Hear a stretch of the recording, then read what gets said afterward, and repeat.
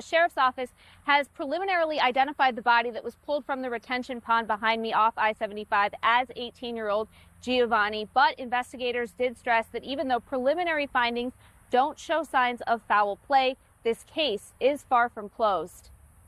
It's crazy because scrolling through Facebook, just seeing all these pictures of him,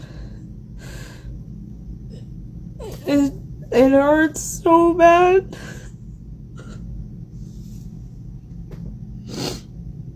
I can't imagine what my sister is going through right now. Just to see that that's somebody that we know feels so surreal. He texted me and some other family members, and you know, he's not a kid that wants to stress you out for no reason. He's not a kid that wants to bring up a problem. You know, he'll try to figure out everything else on his own before he brings it to you as an issue. Now, in the introduction, you may have heard that there's been some new information since I last uploaded my video on Giovanni's case. So I'm going to provide you with a brief background along with some of the latest updates. Now, if you're not familiar with the full background, be sure to check out my previous video because I did a deep dive and it will provide more detailed information in that video. Now, on August the 1st, 2025, after traveling from North Carolina to Florida with his mom's family, Giovanni was set to meet up with his dad's side of the family, who he had started communicating with before he arrived in Florida.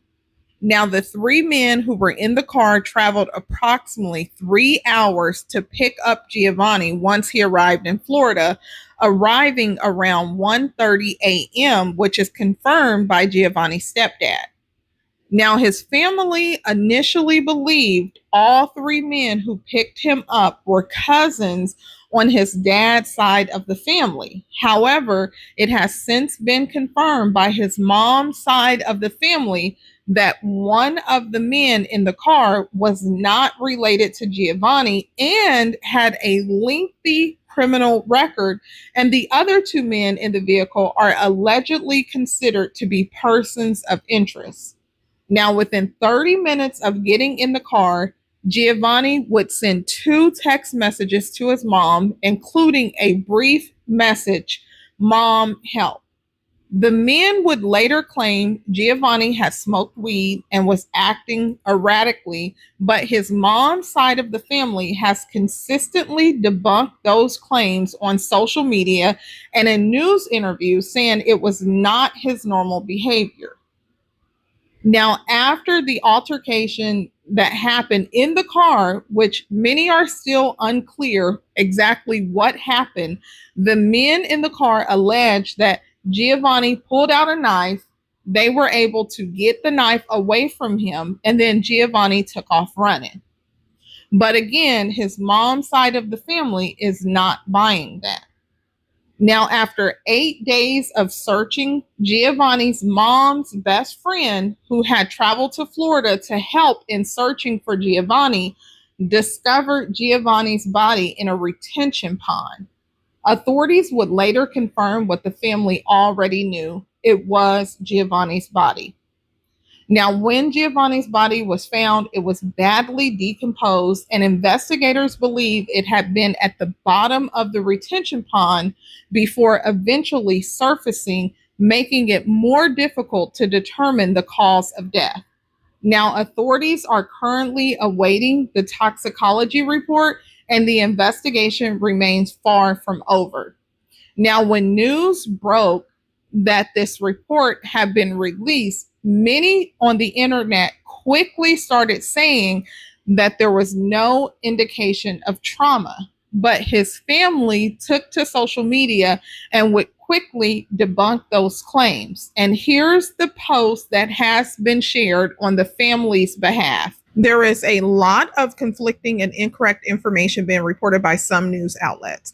Here are the facts directly from the family. The family has not received any official results. The statement about no trauma was not an official medical finding. It was only an observation made at recovery, not a conclusion. Giovanni's body was found by his mother's best friend, not a private investigator or any outside organization. Then she went on to make another post and she said, I am so mad right now. I just spoke with the medical examiner's director of operation and he said they never stated there was no foul play. The only statement was that there was no obvious signs of trauma, but that he was so badly decomposed, some of that evidence likely can't be preserved. Manatee Sheriff Department is doing damage control, and we won't let them get away from this. Now, this was in a group that Giovanni's family is in the group, so they're able to add input, and this person has been speaking out in that group on the family's behalf. Now, in addition to this, the family has started a petition, and I'm going to read some of the petition because it is interesting what the petition states. So it says this case, and they're referring to Giovanni's case, crossed multiple counties, involves suspected gang affiliations, and may include interstate elements. All reason why the FBI should be involved. Without proper investigation, key evidence may be lost forever, and those responsible may never be held accountable. Allowing misinformation and investigation gaps to stand sets a dangerous precedent for every missing person case in Florida and beyond. So this is from the petition that has been started from Giovanni's mom's side of the family, and it's been shared online. So they're calling, obviously, for change. Now, a question that has come up is, since he was getting in the car with his paternal cousins, well, now we know that only 2 of them, according to the news article, and you're going to hear the press conference, only 2 of them are paternal cousins. The other one is not related to Giovanni, and the sheriff's office have consistently said that they've been cleared. So the family, the public, of course, is wondering, where is the father's side? Now, the father, of course, his sister spoke out, and I shared this in a previous video where she said, I'm wrong. Everybody going through stuff. Life is so crazy. Free my big brother. Rest in peace to my nephew. We love you, boy. So obviously, in case, you missed it, Giovanni's biological father is currently incarcerated. So in regards to his dad's side of the family, there is an uncle that he has, and people have called him out to say, you've only made one post. And I shared that post in my last video about Giovanni. Now, he did share a story on his social media account. He shared a post on his story. And what the post said that Giovanni's uncle shared, which is on his dad's side of the family, okay? He shared a comment and it said, the mom went out there and found his back and phone.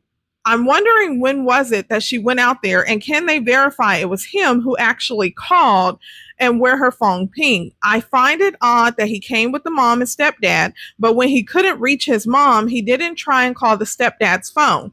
The theory with the cousins is definitely questionable as well, but I feel like something else is up.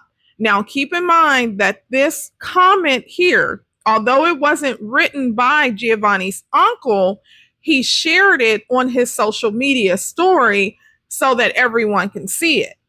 Now I'm going to go ahead and I'm going to play the news interview the news update about the preliminary finding so that you can hear this for yourself. Now, some of the information may be redundant, but I didn't want to clip it out so that you can get the full story.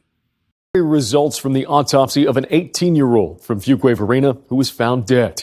The results are inconclusive. The Bureau's Kirsten Clark joins us live from Fuquay Varina tonight. Kirsten, what did the local sheriff say about those results?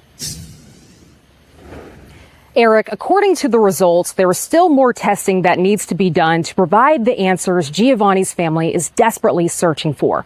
They're still wondering what happened to the teen, a former student here at Fuquay Varina High School, after learning of that shocking discovery in a Florida retention pond. This video shows Manatee County Sheriff's deputies at the scene where they confirmed Giovanni's body was recovered.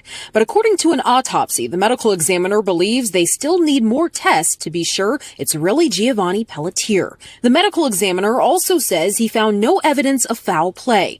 The cause of death is still pending. Detectives believe the body had been in the pond for several days. We learned that a family member was searching for Giovanni when they saw what appeared to be a body partially submerged at the edge of the pond and notified deputies. Pelletier was last seen on August 1st in Mims, Florida. We spoke with Giovanni's aunt last week. She says the family was in Inglewood, Florida on vacation visiting with Giovanni's mother's fiance's family. Giovanni met up with his cousins early Friday morning around 1:30. Shortly after, Giovanni's mother received an ominous text message from her son that read, "Mom, help." According to the Charlotte County Sheriff's Office, the cousin said he suddenly began to act erratically before exiting the vehicle and walking away. The family tells us they have concerns about the cousins possibly changing their story. Giovanni's backpack and phone were also left on the side of the road. His phone was last pinged near a highway in Manatee County, Florida. Again, more testing needs to be done to positively confirm that it is Giovanni's body. We are still working to learn as much as we can about what happened leading up to the discovery of that body. Live. Okay, and if you haven't already done so, please be sure that you like the video, drop a comment below and let me know what your thoughts are. Of course, when the initial reports came out, everyone automatically said no trauma, no foul play, and that led them to believe that the cousin's side of what occurred, that Giovanni started acting erratically, that he pulled out a weapon, and that they left him on the side of the road and they decided to keep going without him. Some people were quick to believe the story. So the family has now came out and the news have validated what the family said. And in this news article, you'll see, because it took over a week for Giovanni's body to be found, it could be, and it was badly decomposed, unfortunately. It could take several more weeks to identify the cause of death. So it would be premature right now to jump to any conclusion to say that there was foul play or not foul play. But initially, when they arrived there, just their preliminary, finding, their observations was to say there may not be any immediate signs of trauma, but they need to do additional testing. So we do need to wait for all of this to play out. But drop your comments below and let me know, what are your thoughts about this? Now, you are going to hear the press conference that his family just attended today. So you'll hear the update from that. But here's the post from his mom. The date of this recording is August the 12th. And his mother made this post today, which is August the 12th. And she said, "My heart will continue to ache every day for the rest of my life because I couldn't be there to protect my son. I will blame myself and without the need for commentary or opinions of others who don't even know us. Please stop spreading misinformation about my baby and just let our family try to get through this. I can't put into words the depth of the gratitude we feel for the family, friends, and the community that doesn't even know our family. I'm using everything I have in my soul to continue to fight for Giovanni, and I hope everyone knows that this fight can't be done alone. Giovanni didn't deserve this, and I promise you, baby, that mama will never give up finding answers for you." So, such a heartbreaking case. Please continue to keep his family in your thoughts and prayers, and his mom. I know there's been comments online, but continue to pray for his mom and his family that they'll continue to get through this, and hopefully the truth comes out about what happened to him. Now, I am going to go ahead and play this news clip because they were able to speak with a classmate of Giovanni's, which gives you insight into his character and how he was and how he is remembered from the high school that he attended. And then after this, I'll play the press conference. So listen to this. Students and faculty are remembering a former Fuquay-Varina High School student who went missing while vacationing with family in Florida. Remains found in Florida are believed to be 18-year-old Giovanni Pelletier. CBS 17's Baron James joins us live tonight with reaction. And Baron, you've learned he was well liked by many. I'm sure this has to be a very difficult time and quite a shock for so many people. It is indeed, Russ and Liz, totally shocking, this news that the folks around here are getting, and continually to get updates, of course, about the guy they call simply Gio, who was known for his big hugs here at Fuquay-Varina High and elsewhere. I just knew that he was a nice kid. I knew that he was very outgoing and he was very funny. Fuquay-Varina High School senior Lily Longo, like many others, has more questions than answers in the mystery surrounding their 18-year-old former schoolmate, Giovanni Pelletier, who went missing on his family's Florida summer vacation. I think it's very upsetting. I mean, I feel terrible for his family, and, you know, that's a horrible thing to happen to anyone, especially one of our own. Gio attended school here, but according to a Wake County Public School spokesperson, Gio did not graduate from Fuquay-Varina High. In fact, he left the school in January 2024 for an undisclosed reason. Now they mourn his mysterious disappearance and apparent passing. It's tragic. I mean, as a parent, you don't ever want to outlive your child. And so as the principal of this school, you don't want to outlive the students that you teach. Principal Robert James and others say they will continue to sing Gio Pelletier's praises. Gio was a pleasant young man, like any other teenager that's growing up through Fuquay-Varina High School. He had his dreams. He was full of dreams and aspirations that he wanted to achieve in life. And you saw it in those pictures. He's also remembered for his infectious smile, they tell me. We were going to ask her about Ukraine first. Iceland. Oh, no. Listen, bro. Don't fuck me up. Just kidding. Sorry, you guys ready? I'm going to hit the record button. I'm recording. Are you guys good? Yes, ma'am. Stand by. Good morning, all, and thank you for being here. My name is Morgan Hull, and I am speaking today on behalf of my family regarding my cousin, Giovanni Pelletier. On August 1st, Giovanni went missing. For those 8 long days, our family searched tirelessly through woods, fields, and neighborhoods, never giving up hope. On the 8th day, Giovanni was found by his mother's best friend, who traveled from North Carolina to help us with the search. While nothing could prepare us for that heartbreaking moment, we are deeply grateful for the outpouring love, prayers, and support from friends, neighbors, and even strangers who stood beside us. Your kindness gave us strength to keep going when we were exhausted and broken. I am devastated that we had to be the ones to bring Giovanni home, but it also shows the power of a united community. We believe every person missing deserves immediate, thorough action and resources, because every minute matters. We hope that Giovanni's story can be a truth to everyone. Our fight is not over. We are committed to seeking justice for Giovanni and finding the truth about what happened to him. We want answers, not just for our family, but to ensure no other family has to endure the pain that we have. Giovanni is a beautiful soul, full of life and love. We will honor him by making sure his name is never forgotten, his story is never silenced, and his life continues to inspire change. Now I'll take questions. Take us back to a couple of days ago when you received the news. What was going through your mind at that time? What's in your heart? I was just devastated. I was really hoping for a better outcome. I was really hoping that the stories we were told were true.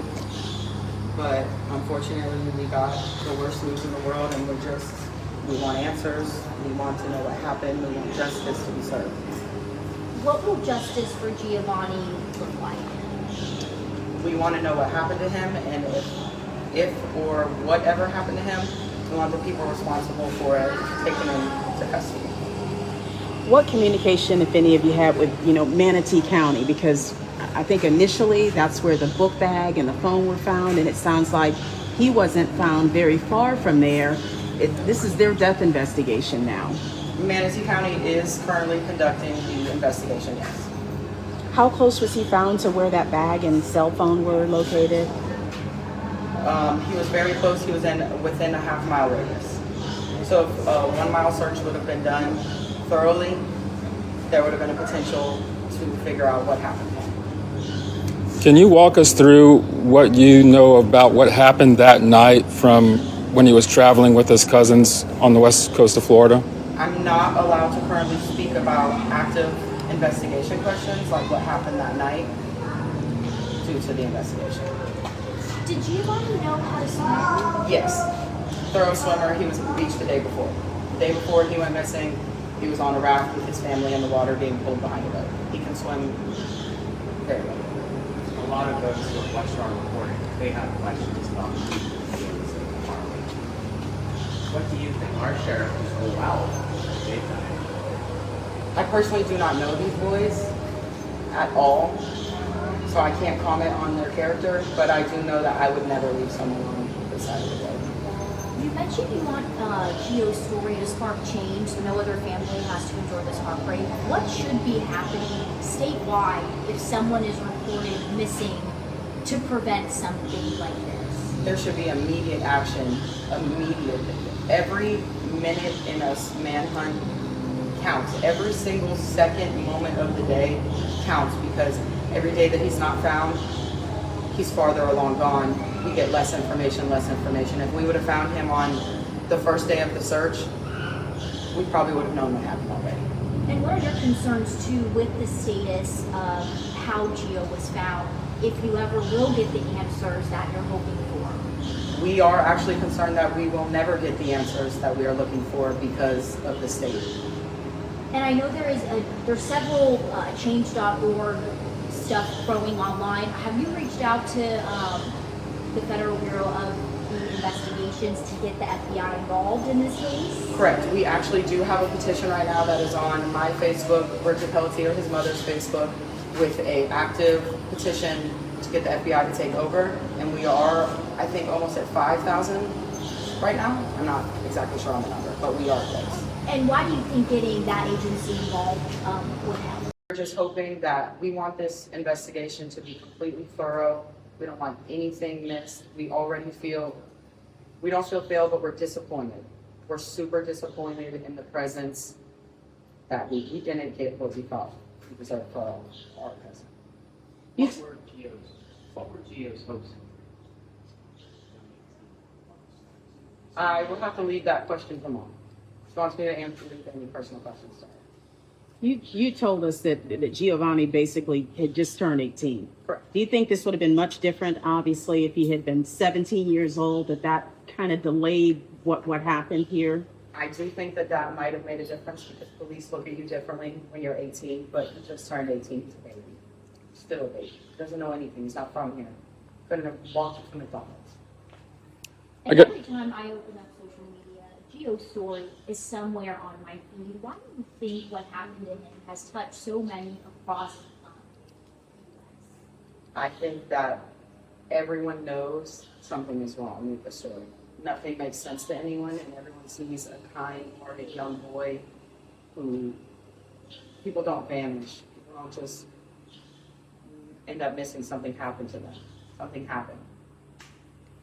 There's been questions about the ability of the medical examiner's office to positively identify him. Have you guys heard anything directly from the medical examiner's office? Not that I am aware of. I don't think they would personally contact me, but I have not been informed of anything of that nature. And have you heard anything from them or law enforcement specifically ruling out foul play? The family member who found Gio, like, how's he doing? I'm sorry. He was not a direct family member. He is the mom, Bridget's best friend, who lives in North Carolina. He flew down when Bridget's mother had a stroke to surprise her in the hospital and help. And he still had a few days left before he returned, so he decided to come on the search with us. And unfortunately, we found him, and he is devastated. There's no words to explain. You can never unsee something. And we know Gio was not from Florida, just visiting family. Are you guys trying to bring him back to North Carolina for services, or do you know what's next for Gio? We have not made any steps to that due to the investigation. We won't be able to even. We can't. No. Just for clarification, because you talked about Bridget's best friend being out there, family members are out there. Were any members of law enforcement out there when he was discovered? No. We call law enforcement ourselves. And then Was law enforcement ever out there with you guys on all these searches across the states? They said on the first day that they went out. I personally never saw them. I personally was on the search the first few days in Manatee County, but I can't comment to whether, I don't remember. So those in the car that might have been, we know, did they link up with detectives and go to the off-ramp with the side roads? They've never been back. This is where... Never been back. And you haven't heard from them since? Correct. No one has heard from them. Do they all live here? Brevard County, yes.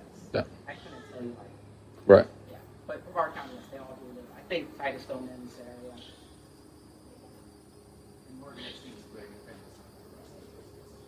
No. It's not. At all. What can the public do to help you guys with all of this? Honestly, sharing the petition, signing the petition, just sharing his story. The bigger the news it gets, the more pressure that are put on the police to solve it.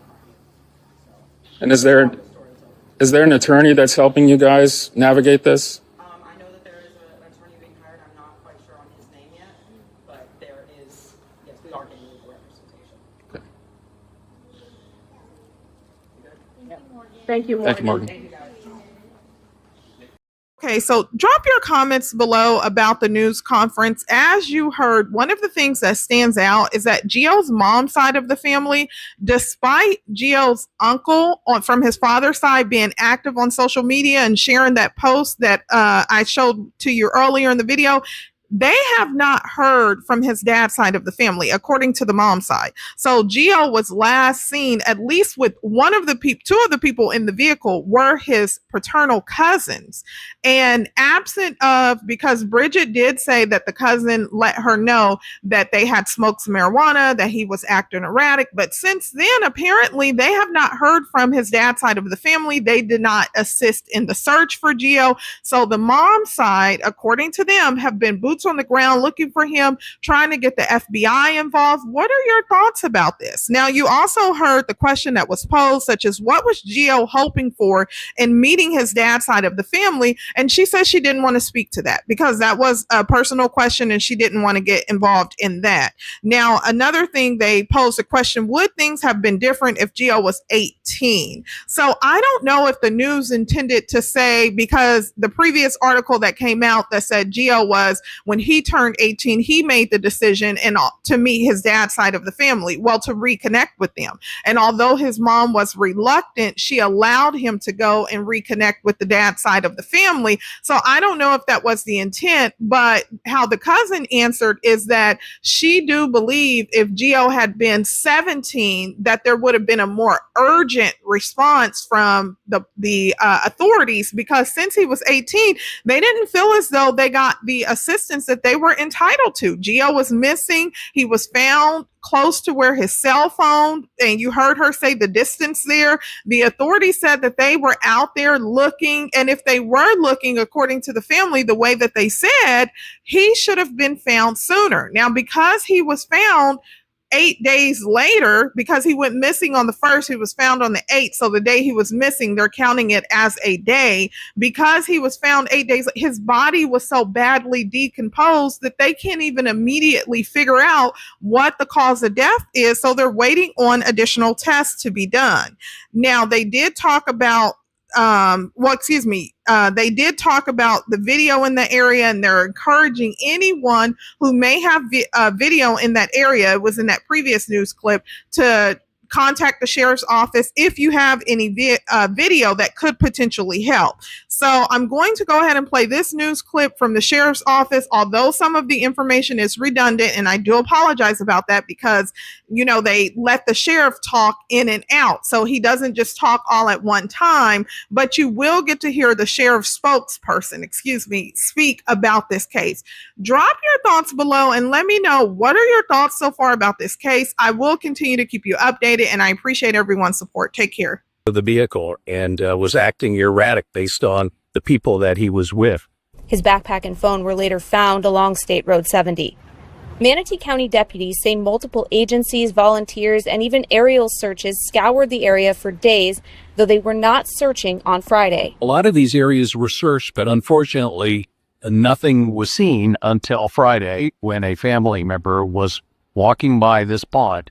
Investigators believe the body had been underwater for several days, making confirming the identity and finding a cause of death difficult. Toxicology could be critical here, but unfortunately, they're dealing with the condition of the body, and that can limit even finding answers. While the preliminary autopsy shows no signs of trauma or foul play, investigators are still working every angle to figure out how Giovanni ended up in the pond. We don't know how he ended up in the pond. Did he slide in there? There's a lot of theories of what could have happened.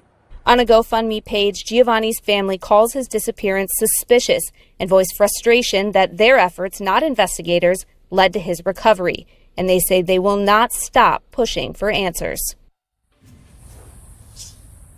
Giovanni's aunt tells me they are trying to get accurate information before they speak out. Meanwhile, the sheriff's office says initially when they canvassed this area, they did not get any video evidence in this case, but they are back re-canvassing now that they know exactly where he ended up. And they're asking anyone who may have seen something or captured any video in the early morning hours of August 1st to contact the sheriff's office.